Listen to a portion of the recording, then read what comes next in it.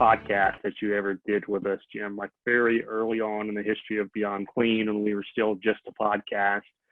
And we had you on to talk about certification.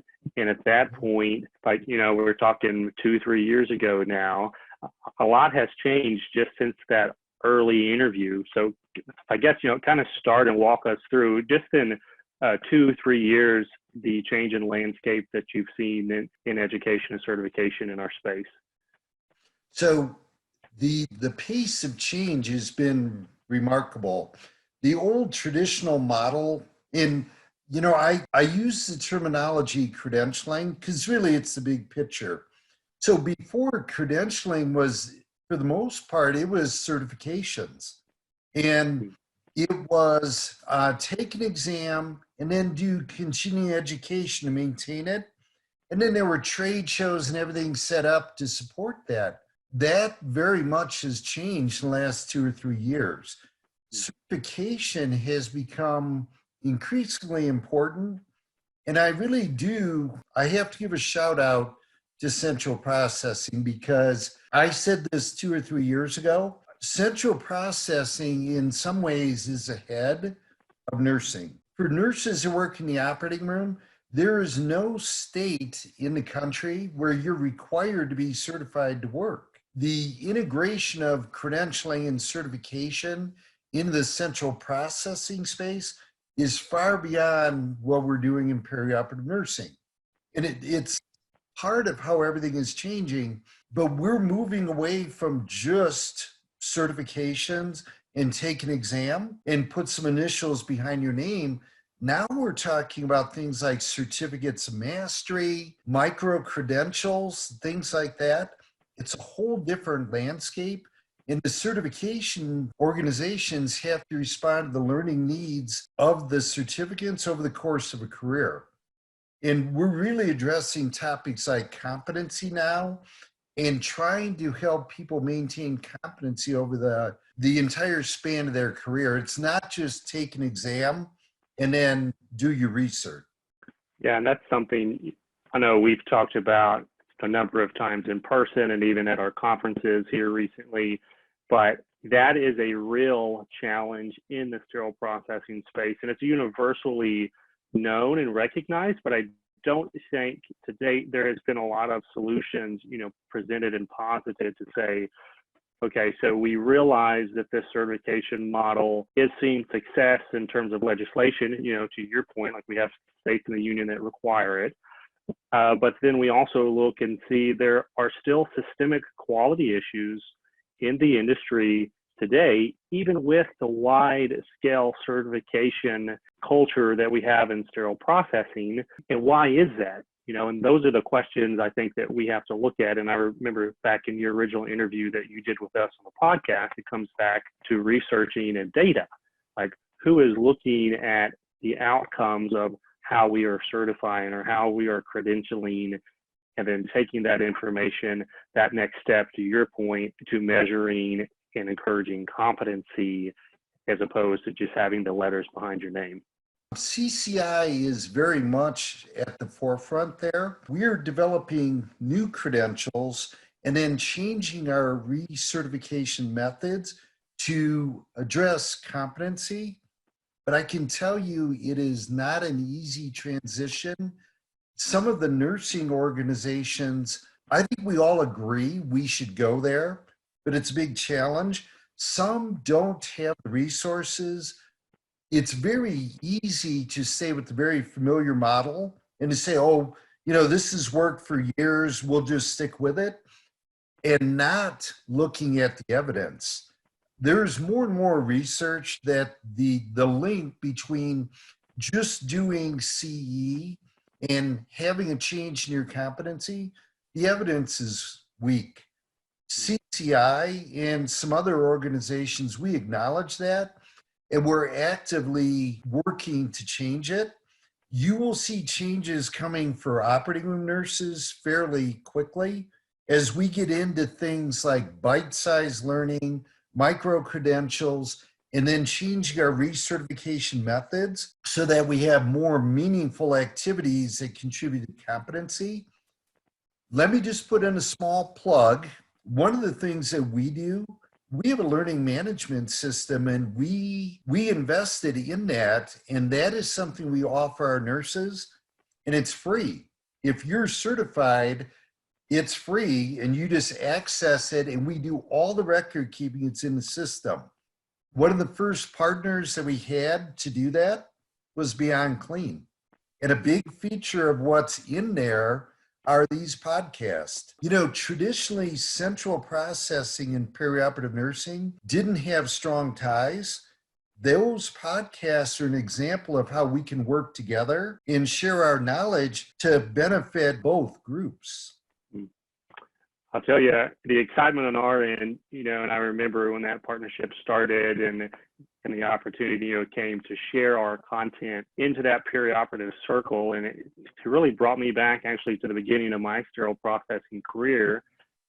At that time, I was hired by a manager who had come out of nursing in the operating room, and I didn't think anything of it. You know, she was my boss. She was a sterile processing manager. She used to be a nurse.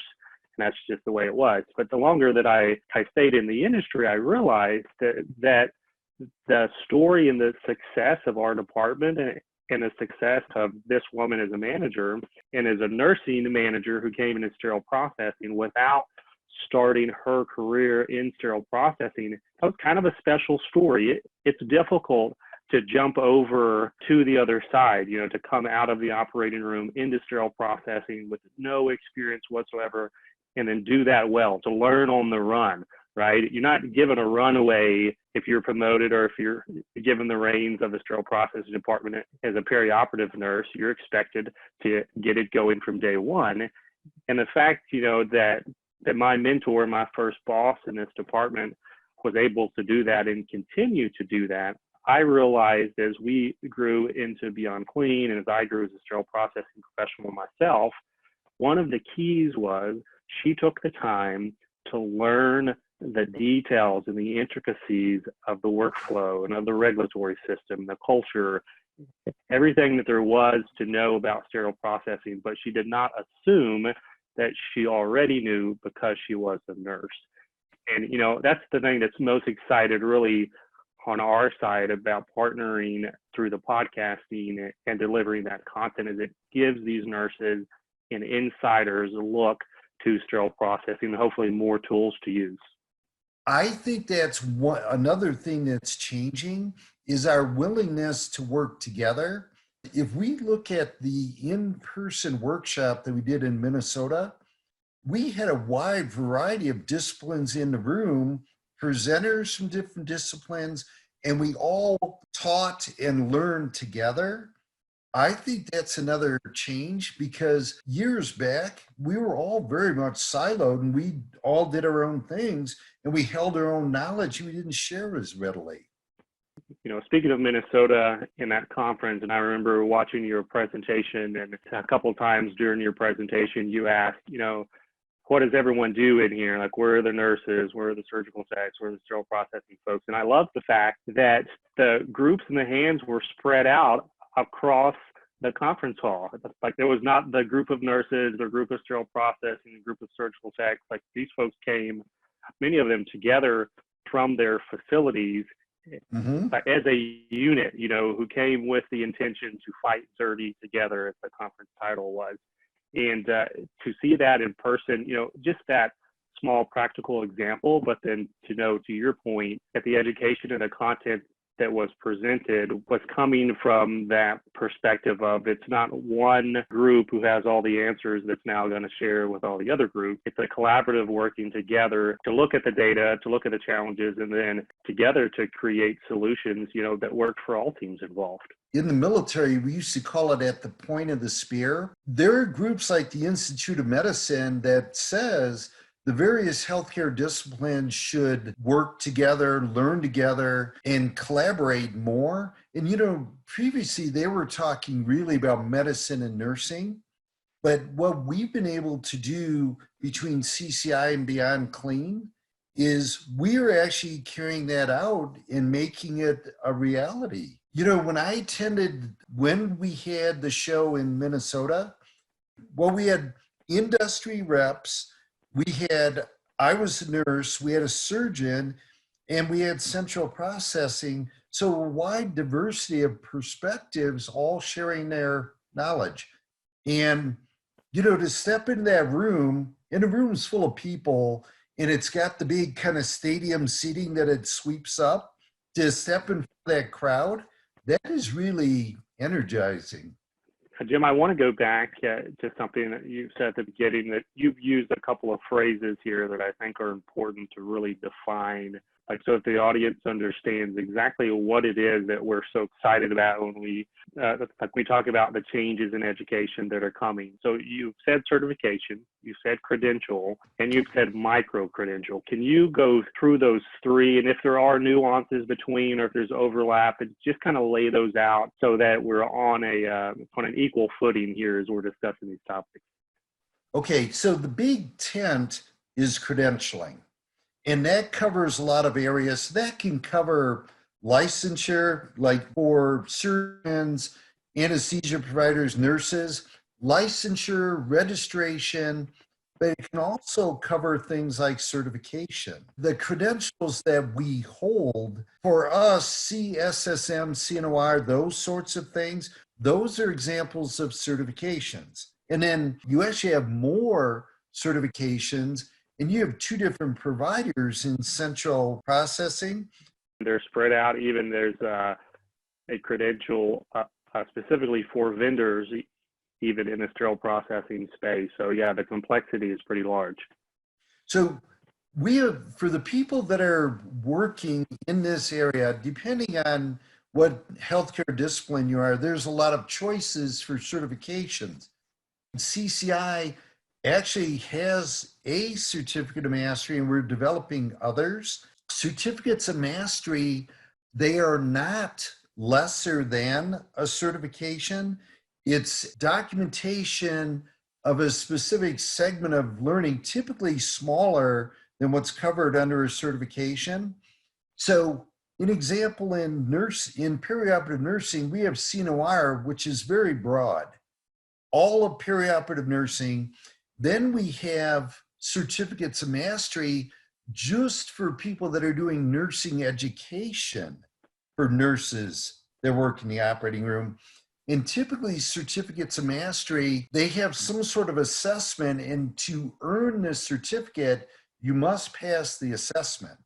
So different than a certification, but in many ways not any less rigorous.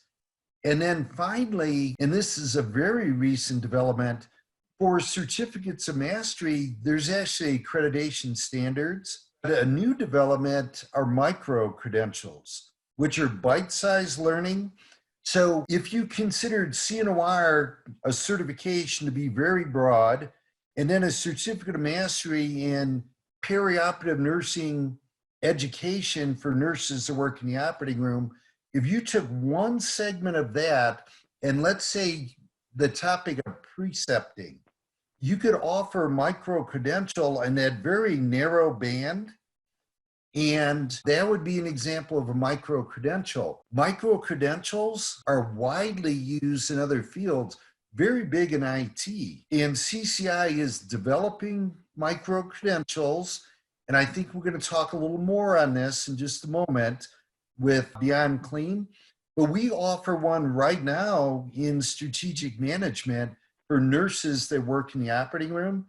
And we're actively developing more that deal with the business of running an operating room, like budgeting and finance and capital equipment purchasing. We consider micro-credentials to be modular.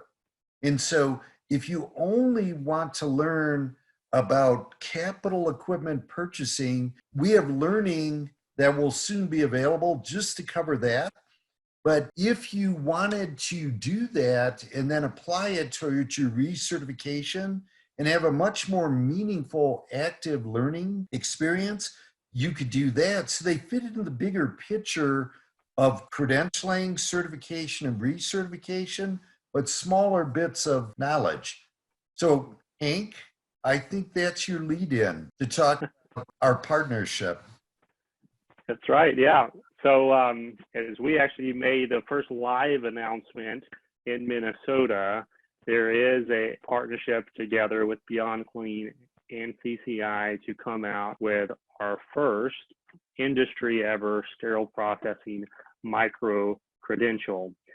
And the exciting thing, and I love your definition here, Jim, with the micro credentials about the bite-sized nature of the education. And I remember even at the beginning of our podcast, there was a question that came up that said, how are you going to have a podcast every week? Aren't you, like, eventually, aren't you going to run out of content? And the answer, that we gave back to that question was, well, no, you're never going to run out of content because you can always go deeper into specific topics. And that, my understanding and excitement around the micro-credential opportunity for sterile processing is it really gives the opportunity to go deep into these areas, to your point, at the broader certifications may not do. Certifications is the industry standard, the minimum expectation for anyone who should be working or processing in sterile processing departments. But there really has not been a lot of opportunity to allow professionals across perioperative services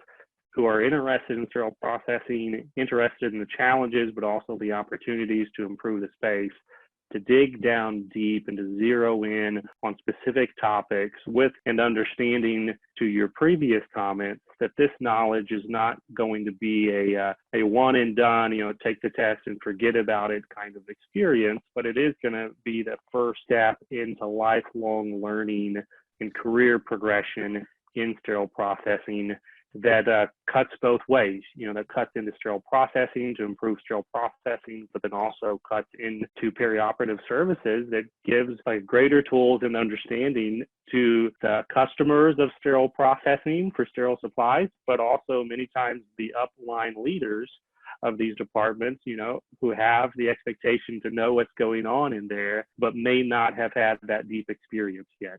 You and I have had this conversation many times. For perioperative nurses interact with sterile processing, but they lack the formalized learning of a very complex area.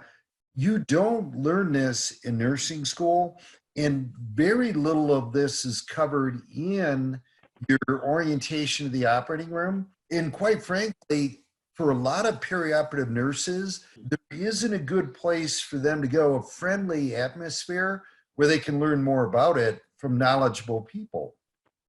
And a speed of change, that's something that we haven't talked about in terms of the technological change. And we've talked education is changing rapidly in just 2-3 years, but the speed of the regulatory changes, the technological changes with robotics and all the complex instrumentation that's coming through, that has a dramatic impact on the operating room, but it's just as dramatic in sterile processing. And even, holding a certification that you may have gotten, 5 or 10 years ago and been keeping current through CEs, there's still a lot of opportunity to miss the true challenges, that come into the industry, but not only understand the challenges, but hopefully understand the solutions that are coming at the same time through the technology and through the updates to the regulatory standards. And so I'm excited. Obviously, we're starting with one micro credential, but the understanding and the expectation is that we have got a large spectrum of potential content to cover.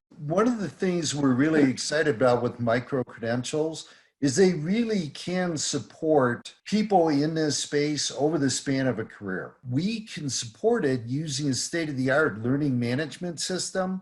It's going to look and feel as if you were taking a college course. That's the rigor that we're going to have here. These will be documented with the digital badge, which is another new concept.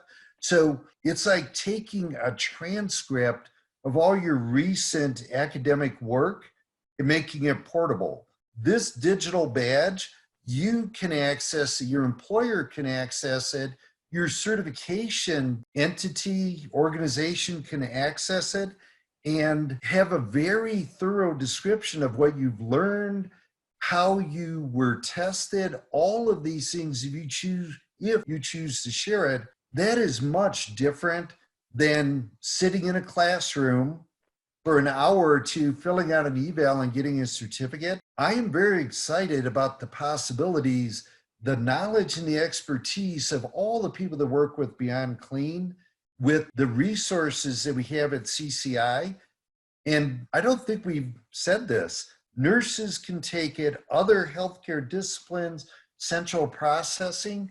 It would be available to a wide audience. We would each have exposure to common content. In fact, the people that you're in the course with, maybe central processing, could be an anesthesia tech, could be a surgical tech, and we're all learning together.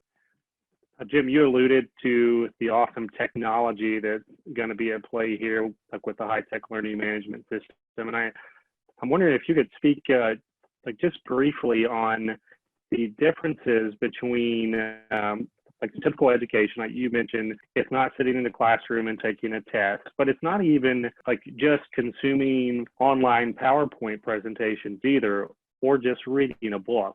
So walk us through the different modes of education and learning that's used in these micro-credentials. Well, let me give you an example of strategic management, which is our current micro-credential.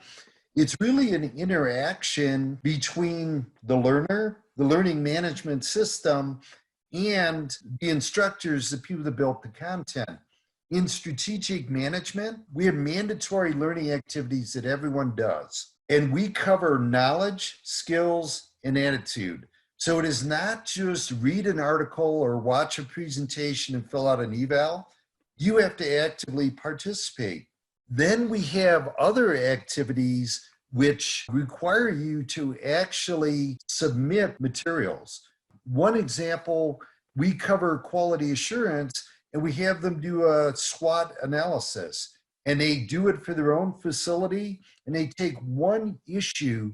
It could be in central processing that, let's say you're going to buy a robot and you have to reprocess the instrumentation that connects to the robot. If you're going to start doing that 3 months from now, a SWOT analysis where you analyze strengths, weaknesses, opportunities, and threats, and a gap analysis goes with it, helps you to prepare and get ready to carry that out. In these micro-credentials, you actually will hand that in and it will be assessed. And if it's satisfactory and you accumulate enough activities, then you earn the micro-credential. That is a very different experience. Much what we do now, we make assumptions that CE is effective in all instances. We question that, and so we ask the learners to be much more actively engaged and actually hand in materials, interact with the instructors, and you have to meet a certain standard. That's part of being accredited for these programs. For certificates of mastery, that is part of the accreditation process. You have to have an eval mechanism, and if you don't pass, you don't get the certificate of mastery.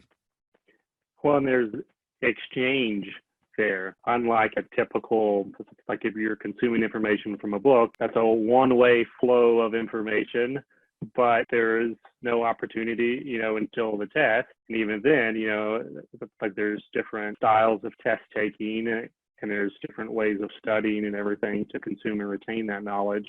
But I like that idea that it's not training and going through these modules in order just to pass the test, but it really is, to your point about the attitude, it's creating a holistic person, right, who has the attitude, who has the skills, and then also has the knowledge to apply everything that's being learned through the credential itself. I'm wondering, Jim, so our audience is getting to know CCI more and more through the collaborative conferences that we're doing, through the podcast that we've had with your team, obviously. But if they want to learn more about what's going on, even maybe the new research foundation that CCI has started, can you explain a couple of the ways for our audience to learn more about CCI and all the various things that you're doing? Yes, so we have a very large social media presence. Do search for Competency and Credentialing Institute. We're based in Denver. If you go to our website, you will see information there about micro-credentials. That will explain the one that we have now, but a lot of information there Much of it right now is slated toward nurses, but in the future, it will be much more multidisciplinary. The micro-credentials and certificates mastery with Beyond Clean, that will be your access point to get to those materials, will be through our website. We also have our own separate organization. It's a 501c3 for tax purposes, but we have the CCI Research Foundation, and we fund research about the processes in the operating room. We welcome multidisciplinary teams. So central processing, surgical techs, surgeons, nurses working together to put together research proposals. We welcome all of that. There's just one little caveat. You must have a nurse on your team. So you can have surgeons, anesthesia providers. You just have to have one nurse. So keep that in mind.